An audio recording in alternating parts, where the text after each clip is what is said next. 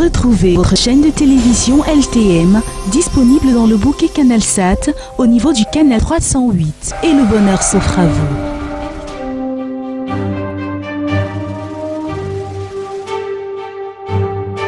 LTM, la télévision du monde inspirée par vous.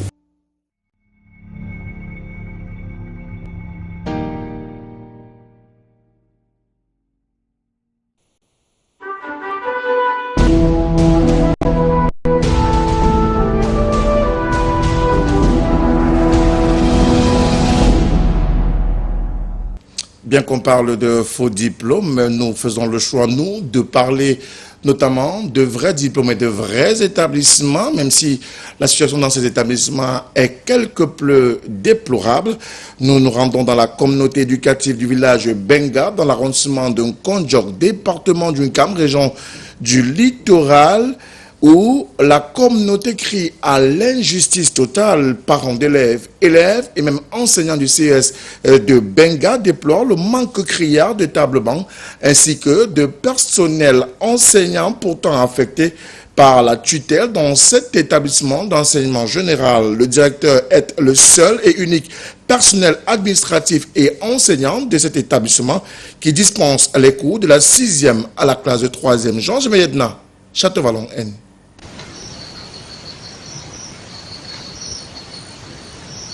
Toujours pas de table-banc dans ces différentes salles de classe et bâtiments. Encore un chantier du CES de Benga dans l'arrondissement de Kondiok, département du Nkam et région du littoral.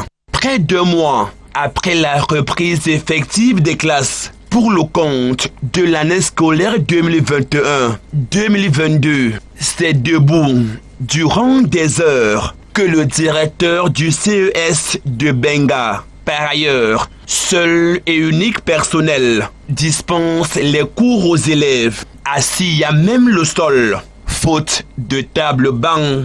Les élèves sont debout en classe. Nous avons 4 blocs de 9 salles de classe et un bloc administratif de 8 bureaux, toujours en chantier, inachevé. Nous sommes en pénurie de personnel et des espaces pour dispenser les cours, des espaces appropriés pour dispenser les cours. Aujourd'hui, je me trouve seul parce que il n'a pas des enseignants. Le directeur est le seul personnel administratif et personnel enseignant de l'État. Les enseignants affectés au CES de Benga répondent encore aux abonnés absents. Je prie à l'État de nous envoyer des professeurs pour que nous pouvons bénéficier comme certains élèves qui fréquentent dans des villes comme Yaoundé et Douala. L'État nous a envoyé des professeurs. Et ces professeurs, ils sont même, je crois, au nombre de 5 ou 6. Parce qu'il y avait un de PCT, un de SVT, un d'espagnol, un d'histoire géo et j'en passe. Mais tous ces professeurs, pour des raisons que nous ignorons, ont déserté l'établissement. Et malgré tous nos efforts, on se demande même si ces gens, ces professeurs, touchent leur salaire. Parce qu'ils ne travaillent pas. Ils sont où? Et on ne nous les remplace même pas. Et pour combler ce déficit, 3 vacataires, parmi lesquels 2 pasteurs proposants, ont été recrutés par l'APE et rémunérés en monnaie de singe. J'ai pris l'État de nous envoyer des enseignants parce qu'au CES de Benga, il y a un seul directeur et 3 vacataires qui nous dispensent les cours. Pasteurs proposant que l'église évangélique nous envoie ici, que nous cotisons pour enseigner nos enfants. Le petit sous que nous recevons dans les frais de l'APE, nous n'arrivons même pas à les payer jusqu'à terme. Pour améliorer ces situations de personnel, c'est l'APE qui est mon apport, la communauté éducative. L'établissement fonctionne à la base de 3 personnels vacataires. Donc les 2 pasteurs de l'église évangélique de Cameroun basée à Benga 1 et Benga 2. Donc M. Ndiome Donald et M. Wanga Eugène qui ont porté tous les charges pédagogiques.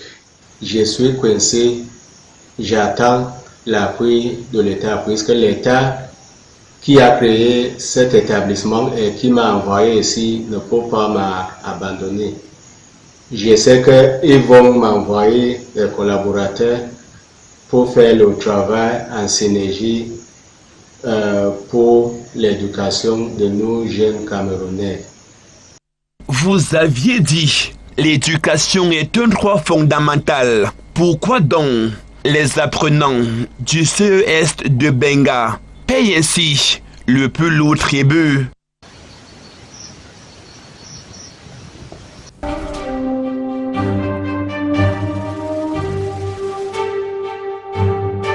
LTM, la télévision du monde inspirée par vous.